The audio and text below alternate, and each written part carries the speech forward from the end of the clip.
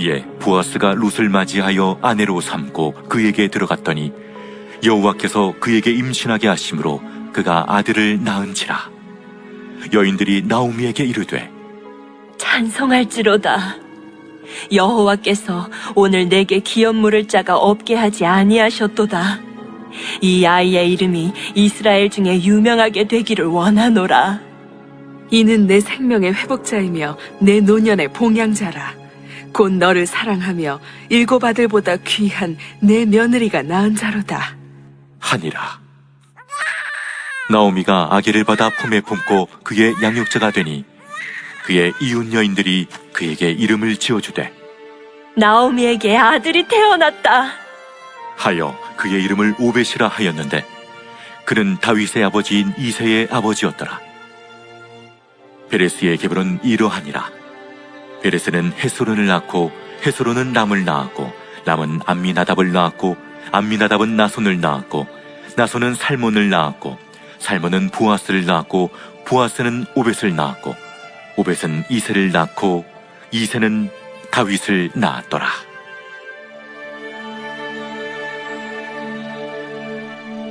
사랑하는 성도 여러분, 오늘 하루도 기적이 상식이 되는 역사가 일어나기를 소원합니다.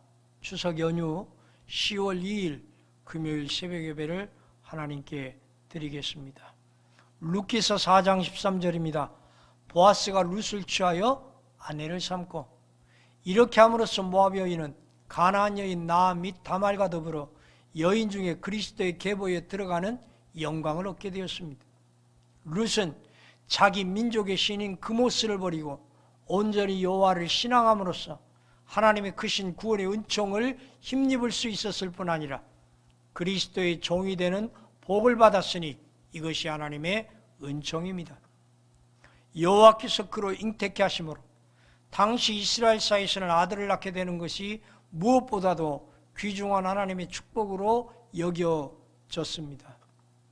시편 127편 3절처럼 아들을 낳지 못한 여자는 하나님의 저주를 받은 것으로 여겨졌으므로 슬픔 가운데서 살 수밖에 없었습니다. 사무엘상 1장 11절에 한나의 경우가 그런 경우가 되겠습니다. 룻기서 4장 14절입니다. 찬송할지로다. 이 말에 해당하는 히브리어 바라크는 무릎을 꿇다, 축복하다, 무난하다 등 다양한 의미를 지닙니다.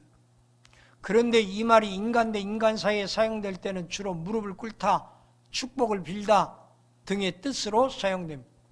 그러나 인간이 하나님을 향하여 이 말을 사용할 때는 찬양하다라는 의미가 됩니다. 그 이유는 인간이 하나님 앞에 이 말을 사용할 때는 무릎을 꿇고 하나님께로부터 받은 축복에 대한 감사와 응답으로 이 말을 하기 때문입니다.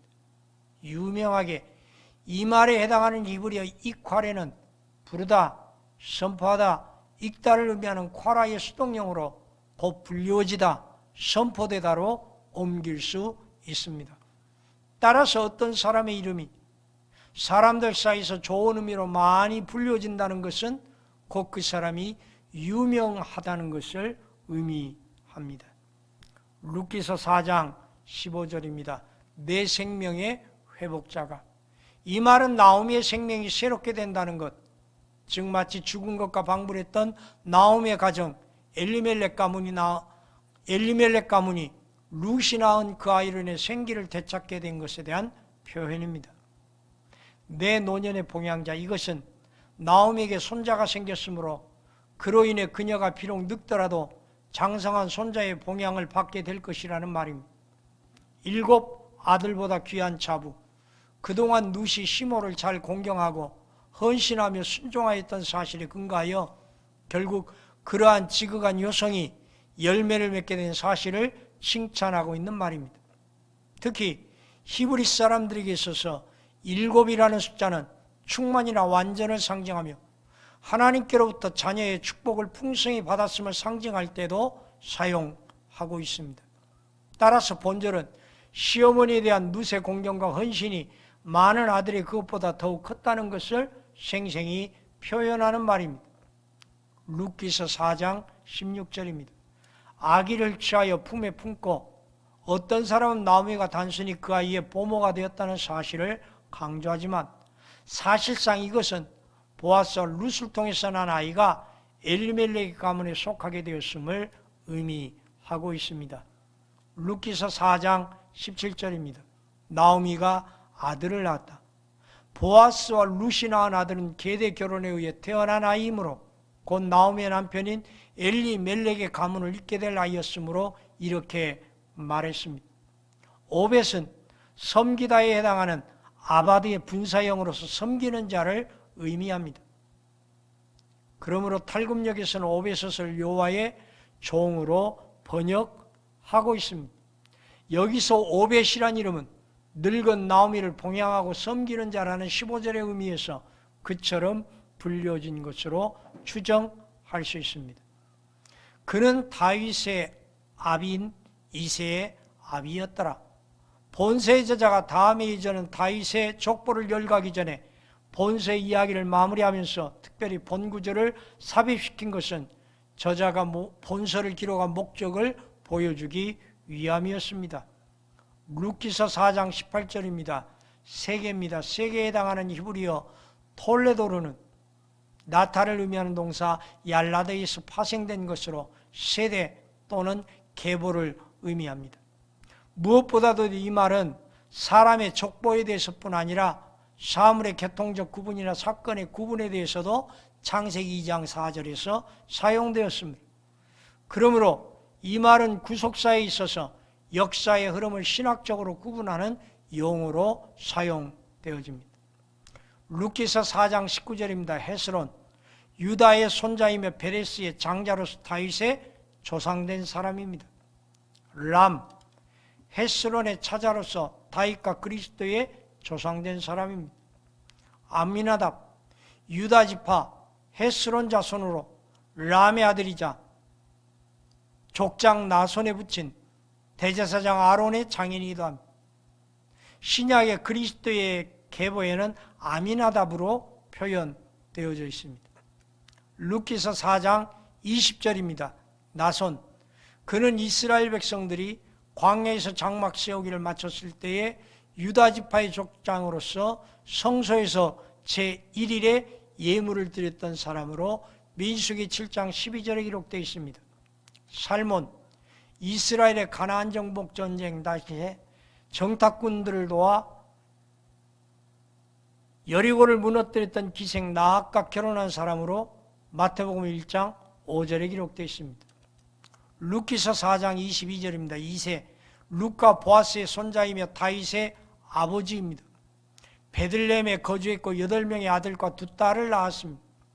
그리스도의 조상된 사람으로서 일찍이 그의 뿌리에서 한 싹이 날 것이라고 예언하고 있습니다. 이새는 다윗을 낳았더라. 룻기는 다윗의 출생을 밝힘으로써 대단원의 막을 내리고 있습니다. 빛나는 가문도 실상은 이방인 룻에 의하여 그 혈통이 이어졌으니 이는 하나님의 놀라우신 섭리로 말미암은 것입니다.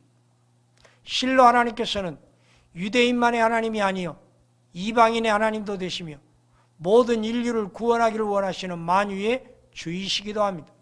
그러므로 인간의 재능이나 혈통, 권세 등 지위, 고아와 빈부, 귀천을 막론하고 오직 예수 그리스도 앞에 겸손히 순복하는 자에게는 하나님의 영원한 축복이 함께 할 것입니다. 본래 저주받을 모압 딸이었으나 그 믿음과 효성으로 인해 마침내 다윗 왕가를 형성한 이방인 룻은 바로 그러한 진리를 오늘날 우리들에게 생생히 가르쳐주고 있습니다. 묵상을 위한 질문입니다. 한 사람 룻의 위대한 결단과 행동은 놀라운 기적의 드라마를 만들었습니다. 오늘 여러분이 복의 근원이 되고 복의 통로가 되어 선한 영향력을 행하는 인생이 되게 해주시라고 기도드리기 바랍니다.